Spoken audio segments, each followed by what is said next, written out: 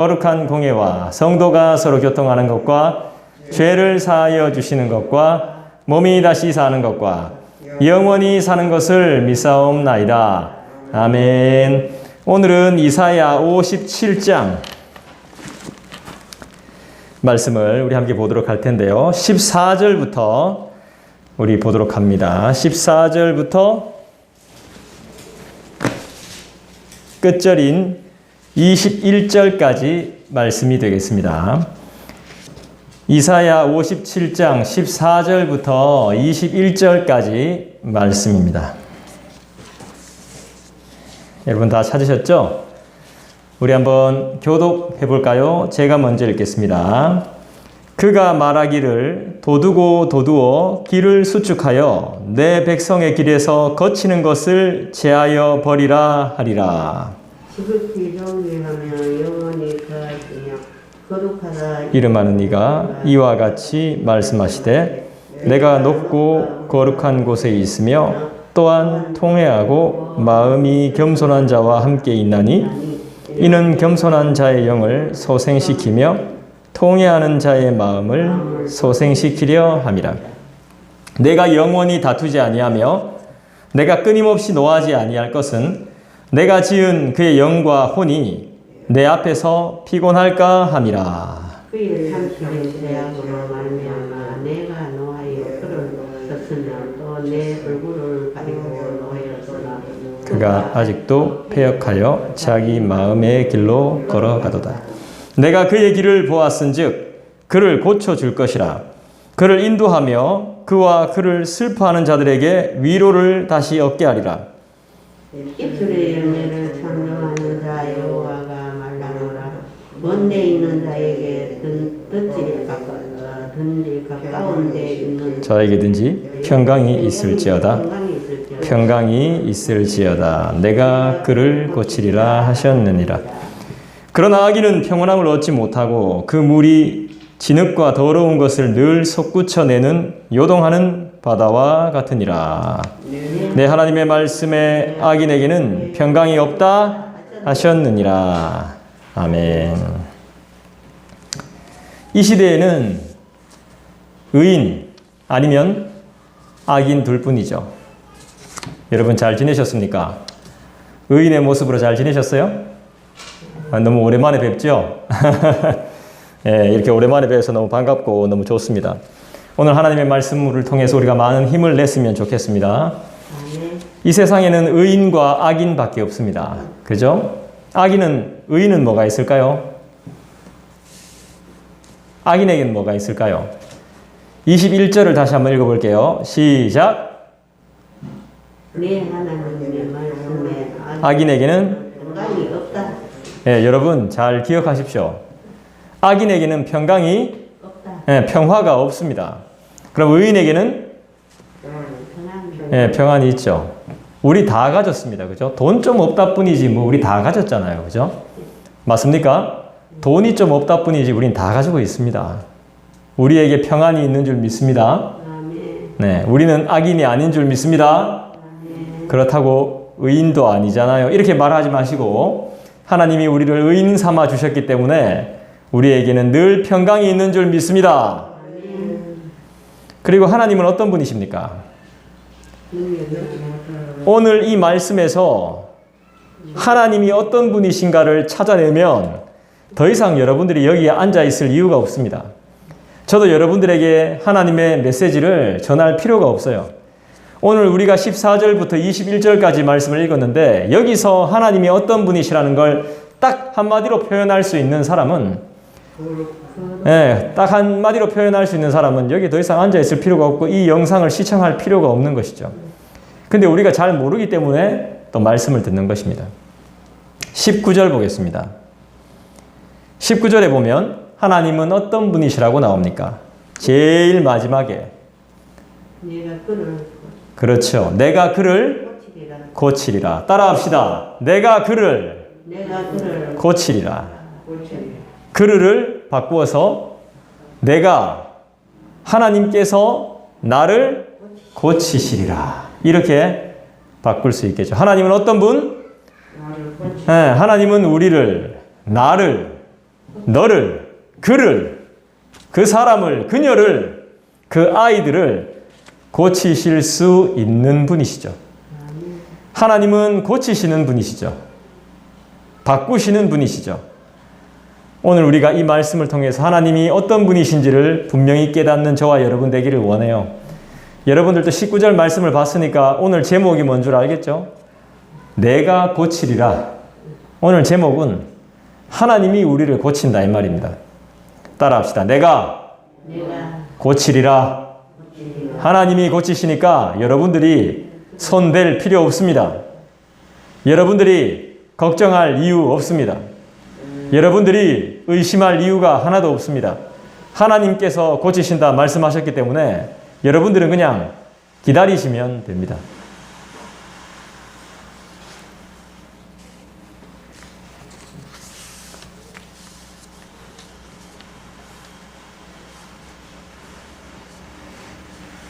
하나님은 이스라엘 백성이 원하는 방식으로 그들을 도와주지 않으셨습니다. 하나님은 이스라엘 백성이 원하시는 방식으로 그들을 돕지 않으셨어요. 이스라엘은 이방 나라들 같이 그들을 강성하게 만들어 주시는 하나님을 기대합니다. 이쪽에 문을 좀 닫아줘야 되겠네요. 우리가 환기 때문에 문을 열어놨는데 미안합니다. 하나님은 이스라엘 백성이 원하는 방식으로 그들을 돕지 않죠. 이스라엘은 참 이게 어리석은 게 뭐냐면 자기들이 강하기를 원했습니다. 하나님은 자기들이 생각하는 하나님은 사람을 고쳐주고 사람을 변화시키는 것에 만족하지 않고 누구나 이길 수 있는 강력한 힘을 가진 강대국처럼 하나님이 만들어주시기를 이스라엘 백성들은 원했죠. 노예로 살기 싫은 거죠. 노예로 살기 싫습니다. 점령하는 사람, 부리는 사람, 주인으로 살고 싶지 노예로 살고 싶지 않은 겁니다. 그래서 하나님을 믿으면 힘이 엄청나게 세질 줄 알았어요. 그런 하나님을 원했어요. 하나님이 이스라엘을 자기를 도와주셔서 나를 도와주셔서 나를 힘을 강하게 이렇게 해주시길 원했어요. 근데 하나님은 그렇게 안 해주시죠. 우리는 하나님이 돈을 많이 주셨으면 좋겠죠. 우리의 모든 문제를 해결했으면 좋겠죠. 근데 그렇게 안 돼요. 우리에게 하나님은 명예를 주시지 않아요. 돈을 주시지 않아요. 권력을 주시지 않습니다. 왜 그럴까요? 왜 그렇겠습니까? 사람들은 왕을 원해요. 왕을. 사람들은 왕을 원했어요. 왕을 원해서 지금 이렇게 된 거예요. 왕은 우리를 책임져 주지 않아요. 사람들이 먼저 왕을 원했어요. 왕을 달라고. 그 왕을 만들어 놨더니 국가의 모든 것을 지도할 수 있는 지도자를 만들어 놨더니 안 하잖아요. 멋대로. 늘 불만이 생기잖아요. 그 사람도 다 입장이 있을 겁니다. 지도자도 입장이 다 있습니다. 우리 입장도 있고 세세하게 못 챙깁니다. 자꾸 왕을 원하더니 보십시오. 결국은 인간들이 원해서 이렇게 된 겁니다. 누구 탓할 게 없는 겁니다.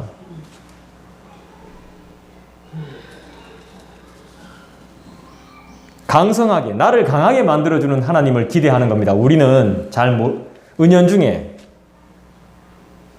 그러나 선지자들은 이스라엘이 이방 나라들의 힘을 의지하는 우상 숭배에 대한 신랄한 책망의 말씀만 대언합니다. 그 때문에 이스라엘 백성은 하나님이 그들에게 대해서 침묵하신다고 생각하고 우상 숭배를 계속하는 겁니다. 무슨 말이냐 하면 하나님을 잘 믿어보려고 별짓 다 했단 말입니다. 우상도 만들어보고 그것도 섬겨보고 일도 열심히 해보고 기도도 열심히 했는데 하나님이 대답을 안 하시더라는 거예요. 나는 내가 할 수 있는 대로 최선을 다했단 말입니다. 돈도 열심히 벌고 밖에 안 나가고 성경도 열심히 보고 아침에 일어나면 그래도 기도를 하는 것도 한번 해보고 성경도 좀 읽고 걱정도 하고 내게 주어진 일을 열심히 했다 이 말입니다. 그런데 하나님이 대답이 없으셔. 그러니까 어떻습니까? 초조해지는 거예요. 그러니까 내가 하나님이 원하시지 않는 방식으로 하나님을 찾는 거예요. 하나님이 잠잠하시니까. 여러분, 저번 주에도 말씀드렸지만은 하나님이 아무 말씀 안 하신다고 해서 하나님이 없어요? 하나님이 나타내 보이지 않는다고 해서 하나님이 없다고 생각하면 안 된다고 했죠? 근데 물론 이거 이스라엘 백성들도 이해합니다. 내가 별짓 다 했는데도 하나님은 대답이 없어. 기도 진짜 열심히 하고 금식하고 일도 열심히 하고 응? 나에게 주어진 일 책임 다하고 막 어떻게든 고민하면서 막 유혹이 왔지만 유혹 뿌리치고 어떻게든 잘 살아보려고 열심히 했는데 하나님이 대답이 없어. 이러면 인간은 초조해지는 겁니다. 이러면 인간은 의심이 생겨나기 시작하는 것입니다. 이스라엘 백성은 우상을 숭배하고 자녀들을 불에 태워 죽입니다. 몰렉 신을 섬기게 됩니다. 그러면서도 그것이 하나님이 기뻐하시는 일인 줄 알았다는 것입니다. 자기 스스로 속이고 스스로 속고 있는 거죠. 큰 문제입니다. 여러분, 우리가 거짓말을 하면 안 되는 이유가 남을 속이는 것도 있지만 자기 자신을 속이는 겁니다. 자기 자신을 속이면서 하나님이 그걸 기뻐하신다고 착각합니다. 자기 자신은 모릅니다, 그거. 다른 사람이 가르쳐 줘야 합니다. 근데 우리가 뭐 다른 사람 말 듣습니까, 어디? 아무리 바른 사람이라고 해도, 아무리 신앙이 좋은 사람이라고 해도 다른 사람 말 잘 안 들어요. 자기가 가고 있는 길이 제일 빠르다, 제일 좋은 길이라고, 바른 길이라고 생각하기 때문에 다른 말 안 듣습니다. 내가 의인이기 때문에, 내가 가장 바른 사람이기 때문에, 나 같은 사람이 이 세상에 없기 때문에 다른 사람 말 안 들어요. 그게 문제입니다, 그게.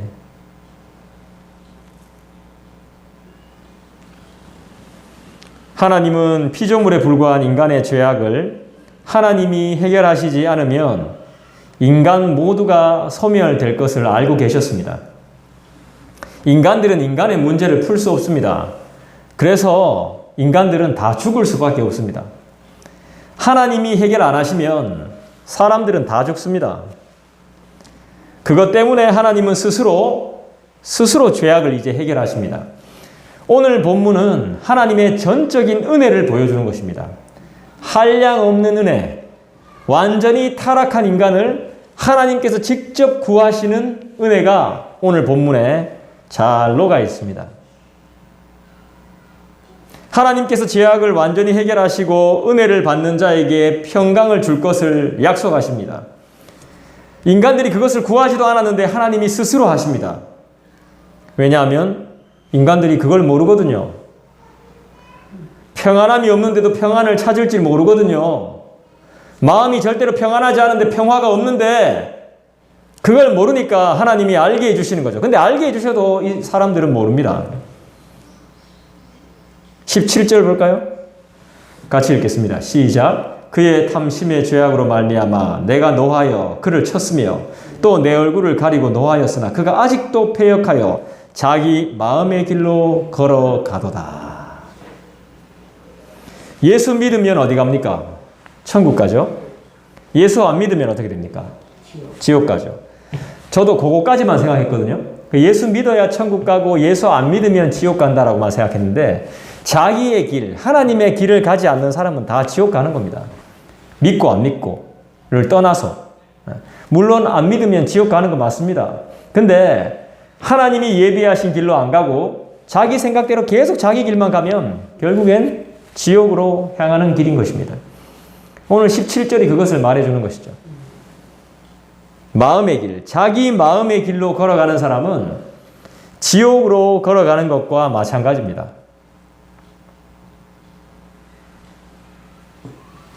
아직도 패역하여라고 그랬습니다. 하나님이 은혜를 주시고 바른 길로 인도해 주시고 가르쳐 주시는데도 고쳐 주셨는데도 패역하다 그랬습니다. 폐역의 뜻이 뭐죠? 한번 찾아보십시오. 국어사전 폐역의 길이. 폐역이란 말이 무슨 뜻인지 나중에 한번 찾아보시기 바라요.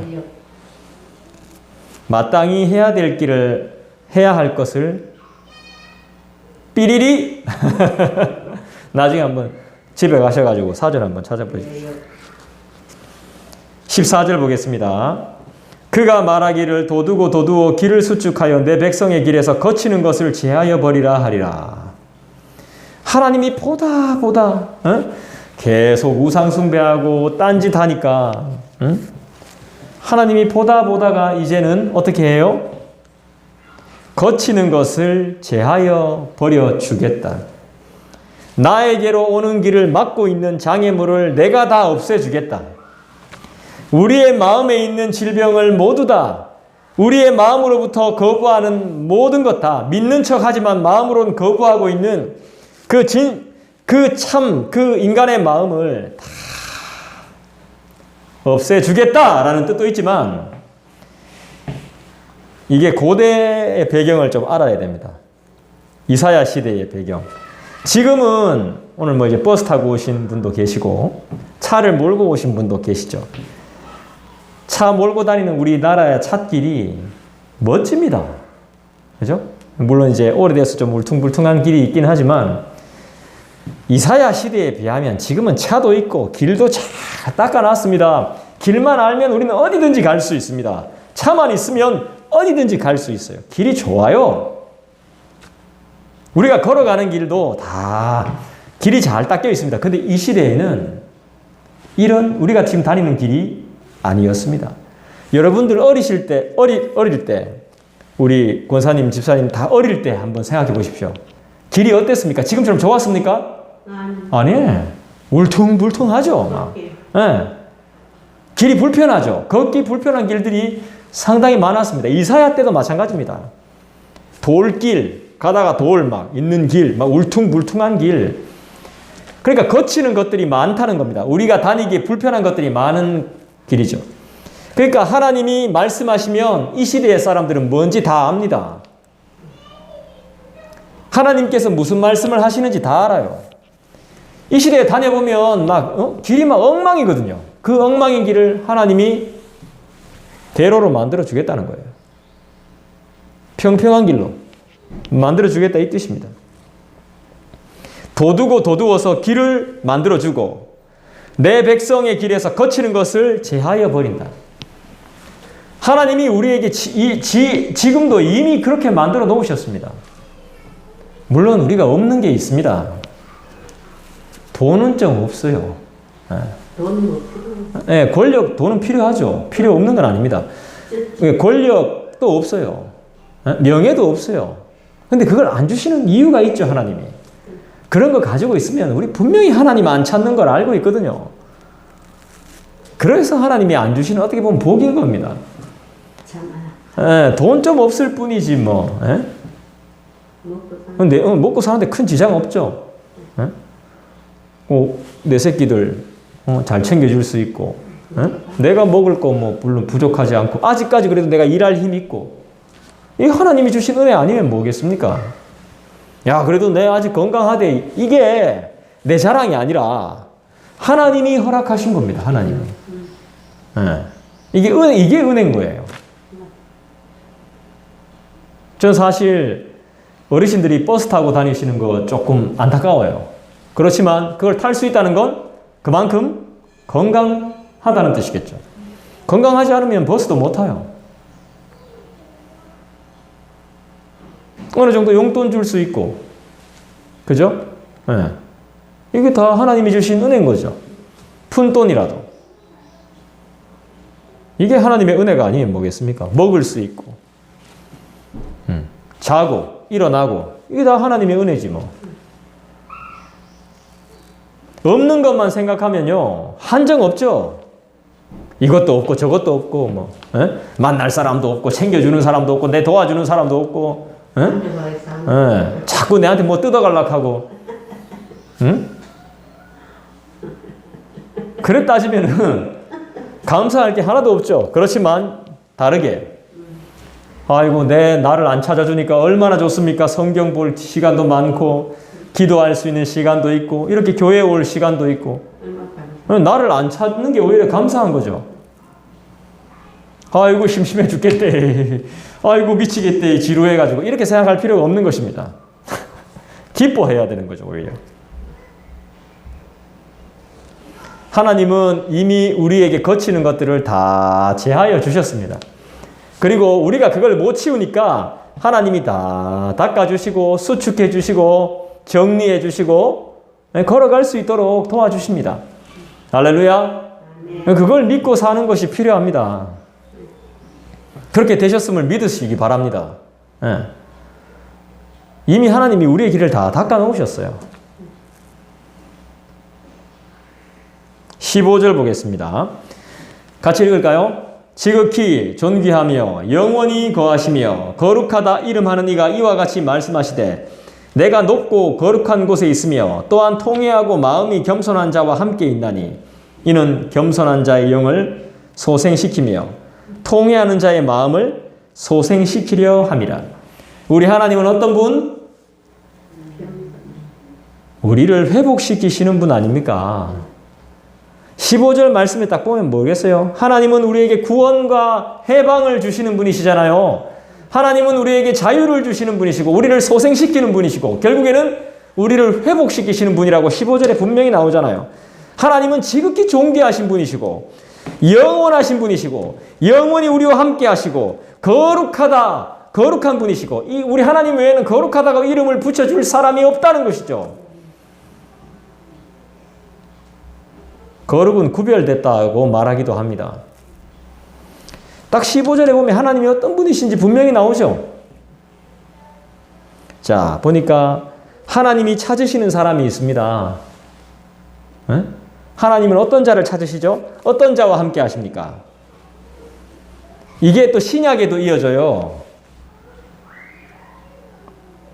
마음이 가난한 자는 하나님의 백성이라 일컫네. 의에 줄이고 목마른 자는 천국이 저희 것이요. 내게도 주소서 내가 복을 받기 원하네. 이런 찬양이 있죠. 결국에는 복음서도 이 이사야 말씀을 인용한 거예요.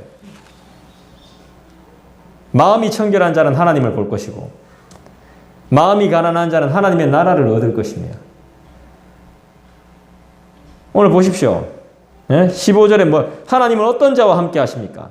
통회하는 자와 함께 하신다 그랬죠. 따라합시다. 통회가 무슨 뜻입니까? 자신의 잘못을 깊이 반성하고 아주 많이 뉘우치는 사람, 그 사람하고 함께 하십니다. 여러분 잘 생각해보면 내 주위에 그런 사람이 있습니까? 내밖에 없지. 맞죠? 내밖에 없잖아. 진심으로 통회하는 자가 누가 있습니까? 내밖에 없지. 다른 사람은 통회 안 하지. 하나님이 나와 함께 하시면 되는 거 아니에요? 다른 사람들 불평할 거 뭐 있어요? 다른 사람 욕할 거 뭐 있어? 다른 사람이 지질이 궁상으로 살든지 참관할 거 뭐 있어? 내가 하나님과 함께 하는데. 내가 내 자신의 잘못을 알고 깊이 반성하고 아주 많이 뉘우치고 있는데 통회하면서 살고 있는데 무슨 상관입니까?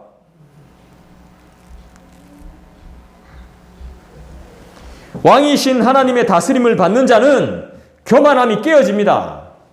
자기의 교만함을 통회하고 있는 모습이에요. 이 자기의 교만함을 통회하는 자들에겐 하나님이 함께 하신단 말입니다. 겸손하게 살고 회개하는 자와 하나님은 함께 하시죠. 그러면서 15절에 뭐라고 말합니까? 통회하고 마음이 겸손한 자와 함께 있나니라고 분명하게 말씀하시잖아요. 15절에 이게 보여야 됩니다. 성경을 읽을 때.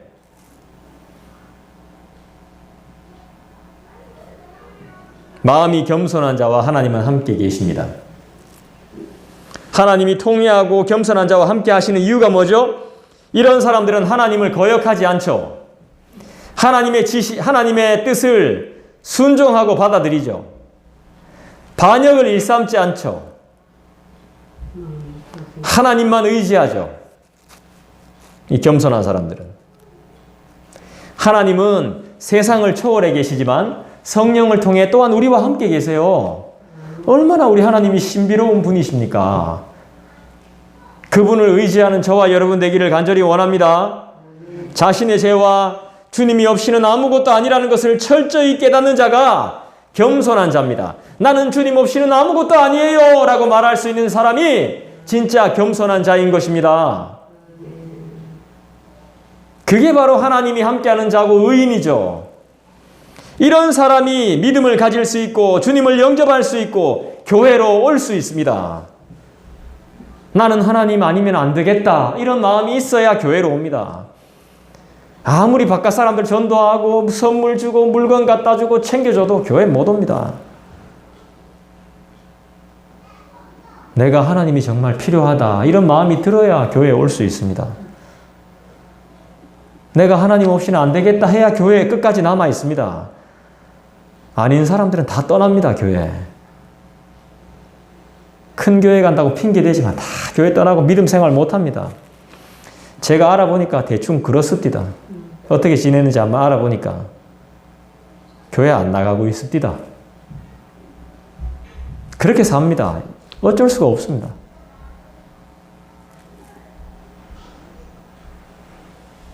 하나님의 자녀가 되는 것은 쉽지만 어렵습니다. 교회에 오는 것이 쉽지만 굉장히 어렵습니다. 그래서 우리 교회에 출석하시는 분들은 참 특별합니다. 너무너무 귀해요. 제가 그분들을 통해서 많이 배웁니다. 제가 오히려 그분들의 믿음보다 못하거든요. 그분들보다 더 많이 걱정하거든요. 더 많이 염려하거든요. 더 많이 의심하거든요. 어떻게 하면 나만 살 수 있을까? 어떨 때는 막 고민하거든요. 그분들보다 더 부족해요, 제가. 그래서 한 번씩 그분들이 자기의 삶의 그런 소신과 또 신념과 신앙을 이야기할 때는 한 번씩 깜짝깜짝 놀래요.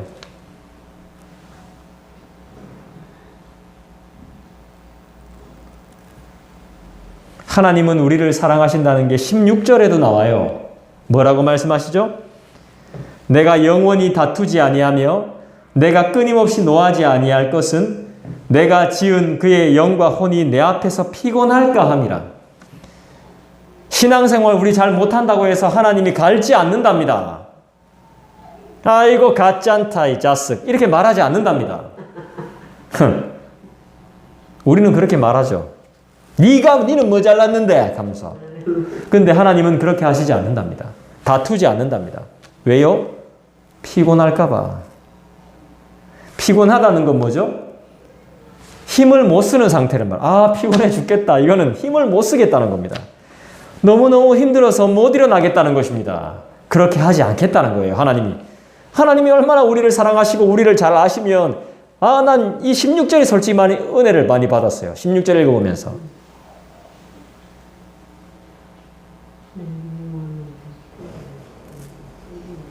노하지 않는답니다. 왜요?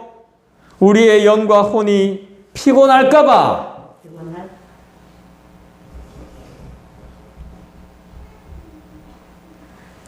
피곤하다는 것은 약해져 가지고 견디기 힘든 상태를 말하는 겁니다. 저도 이제 여러분들 피곤하게 해드리지 않겠습니다. 못 견디면 안 되잖아. 피조물에 불과한 인간은 창조주이신 하나님이 주시는 은혜와 생명이 없이는 살아남을 수가 없죠.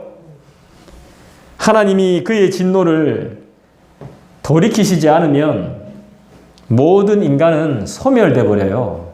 피곤해서 다 죽습니다. 견디지 못해요. 하나님은 그걸 너무 잘 아시죠. 죄인들인 우리들을 망가뜨리지 않기 위해서, 망가지지 않게 하기 위해서, 멸망치 않게 하기 위해서 하나님의 조건 없는 사랑이죠. 하나님의 조건 없는 이해, 인간을 이해하시는 거죠. 그걸 표현하고 계신 것입니다. 하나님이 우리를 벌하시는 이유는 우리를 돌아오게 하시려고 하는 거죠. 주님의 품으로 다시 돌아오게끔. 회복시키기 위한 것입니다.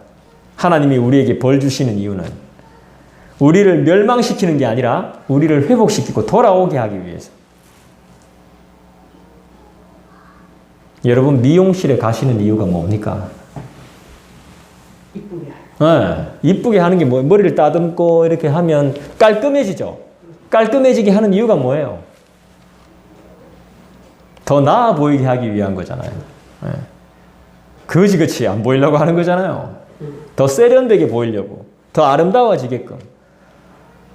그죠? 그런데 미용실에 안 가, 우리 미용실, 그렇게 되려면 우리가 미용실에 직접 찾아가야 돼요. 조건이 있어요, 조건이. 우리가 외모가 조금 단정하고 깔끔해지려면 우리가 수고해서 미용실을 찾아가야 돼요. 우리가 하나님을 만나려면 하나님께로 가야 돼요. 그 수고를 해야 돼요. 그죠? 그렇게 해야 돼요. 아니면 진짜 누가 좀 데려오든지. 그렇게 안 하면 안 돼요.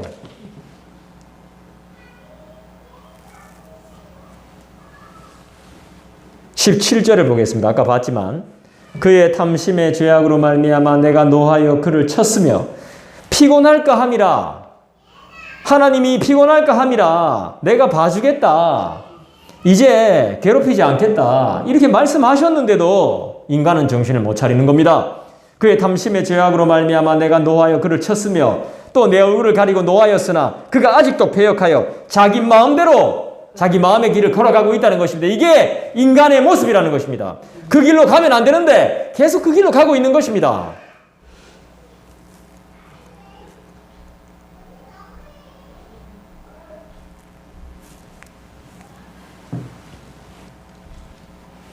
하나님의 사랑을 깨닫기는커녕 더 부인하고 있는 것이죠.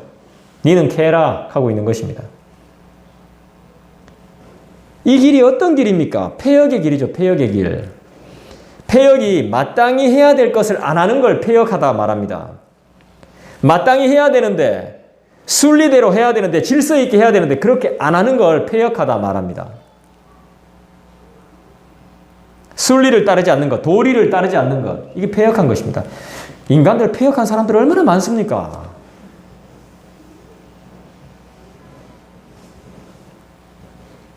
이런 자들도 주님은 사랑하신다는 거죠. 이런 우리도, 패역한 우리도 너무너무 사랑하셔서 결국 메시아를 보내주셨어요. 안 되니까, 안 되는 걸 아니까 예수님을 이 땅에 보내주신 거예요. 하나님이 예수님을 보내주신 거예요. 죄악에서 못 깨어나니까.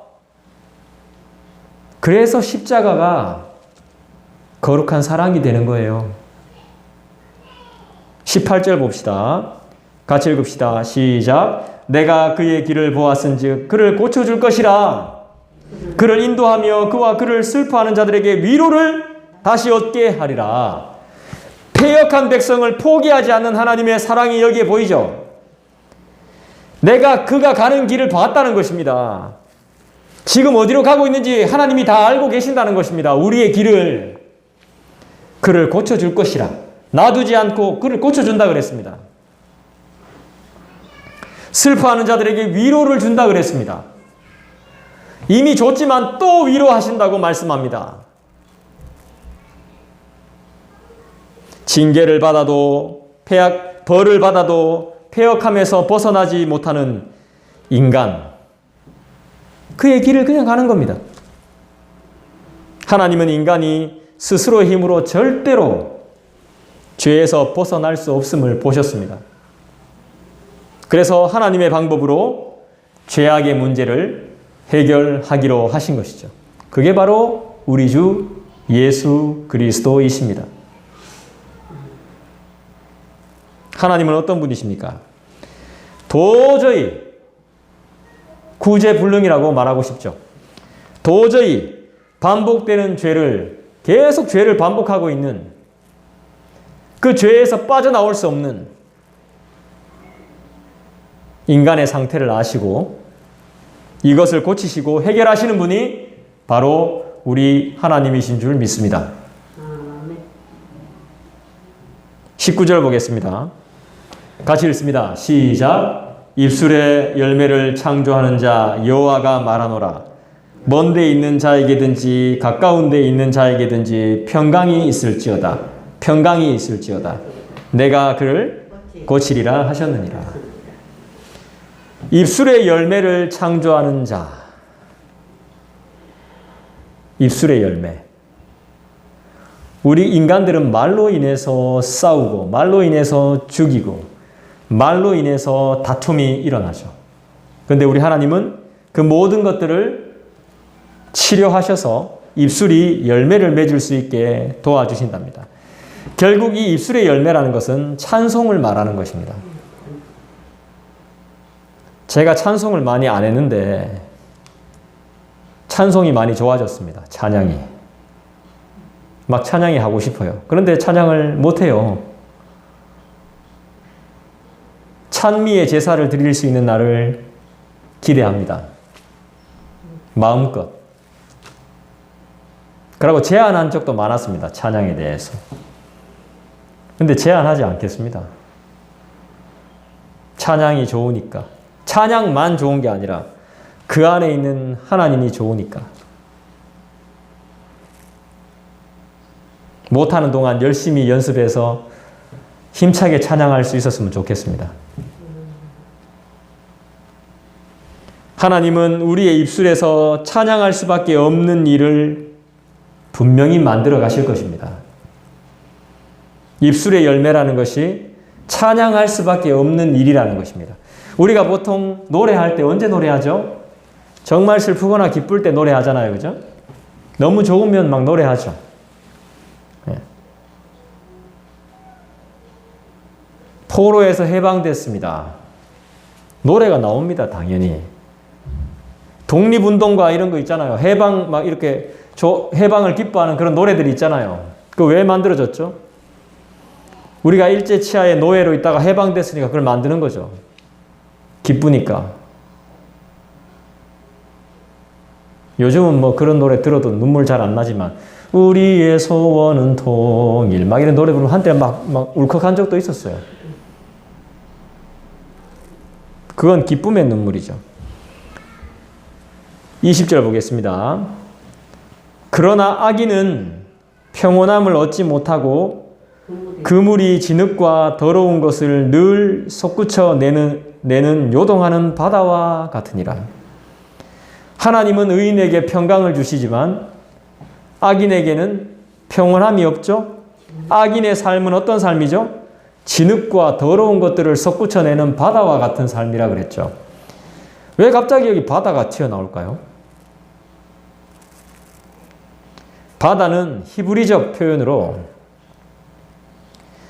안식이 없는 상태를 말하는 것입니다.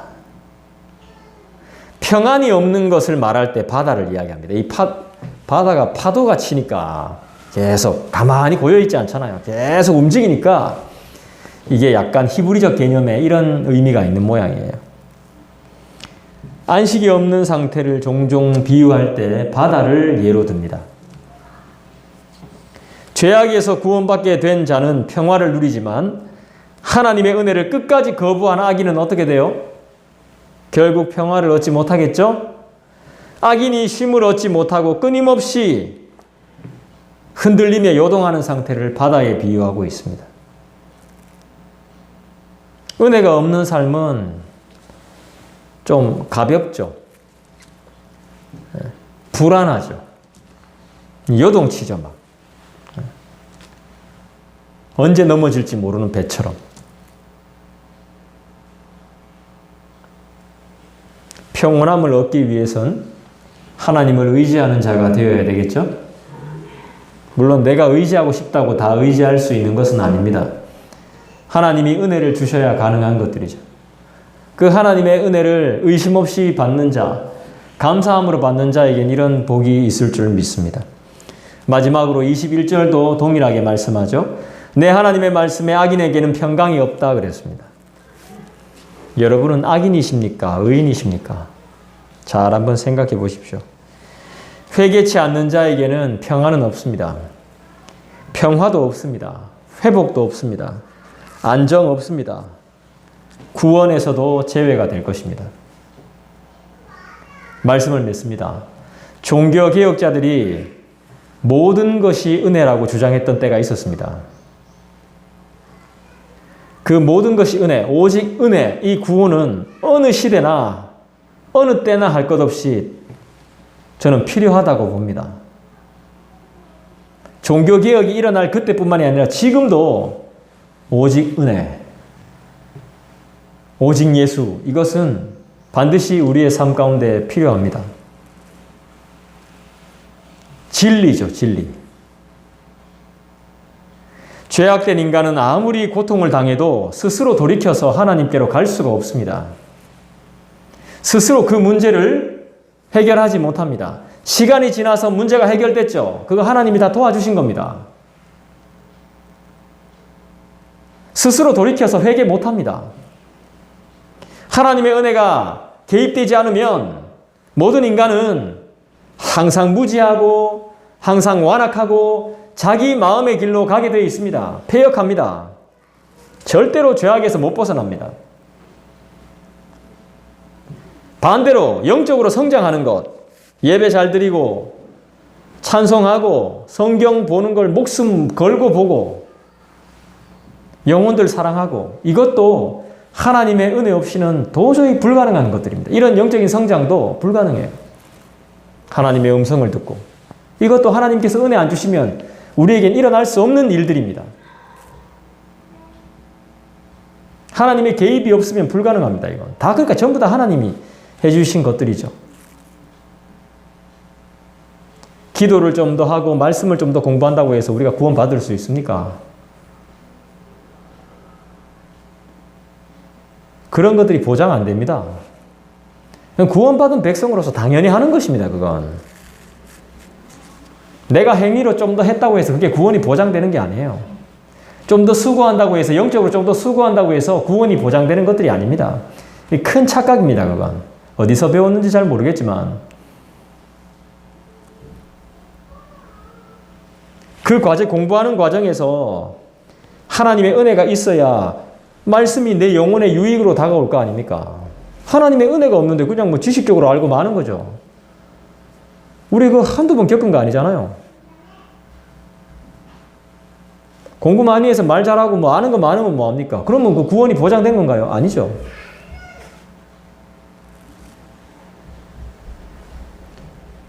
하나님의 개입이 있어야 기도를 통해서 성령께서, 하나님이 성령으로 우리와 함께 하시는 걸 느낄 수 있죠.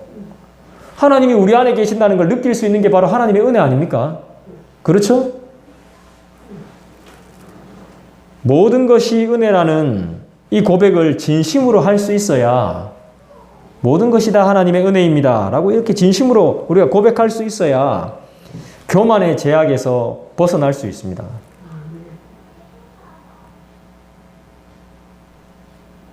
남보다 더 열심히 하고 잘하고 헌신하고 이런 것들로 자신의 자랑과 영광으로 삼는다면 이건 땡입니다. 땡. 약도 없는 겁니다. 이건. 이게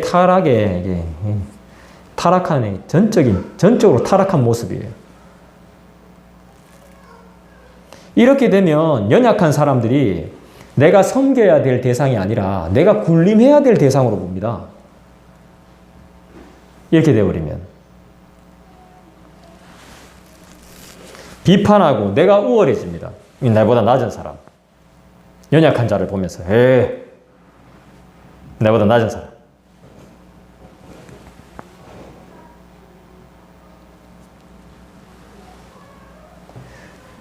그리고 자신의 행위에 대해서 보상도 막 은근히 기대해요.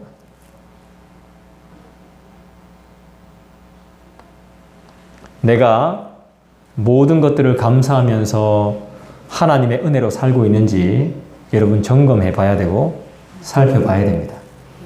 정말 내가 내 삶에 감사를 잃어버리진 않았는지, 하나님을 사랑하는 마음을 잃어버리진 않았는지, 죄로 말미암아서 이게 죄인지도 모르고 보상을 기대하고 사람을 깔보고 이렇게 하지는 않았는지 다시 한번 돌아봐요. 여기서 우리가 자유할 수 있는 사람은 아무도 없습니다. 오늘 우리 다 같이 이렇게 기도했으면 좋겠어요. 하나님, 은혜로 시작했다가 나의 행위로, 나의 자랑으로 마치지 않게 도와주십시오. 그리고 제가 주님을 더 붙들 수 있도록 힘을 주십시오. 기도하는 가운데 하나님의 그런 임재하심을 경험할 수 있게 도와주십시오. 성령의 역사하심을 깊이 경험할 수 있게 도와주십시오. 기도할 때. 모든 것이 은혜라는 찬양과 감사와 이런 고백이 진정으로 흘러나올 수 있게 도와주십시오. 우리 이 시간에 다 같이 기도하겠습니다. 그렇게 기도하면 하나님께서 분명히 이 시간에 은혜를 주실 줄 믿습니다. 우리 다 같이 기도하는 시간 가지겠습니다.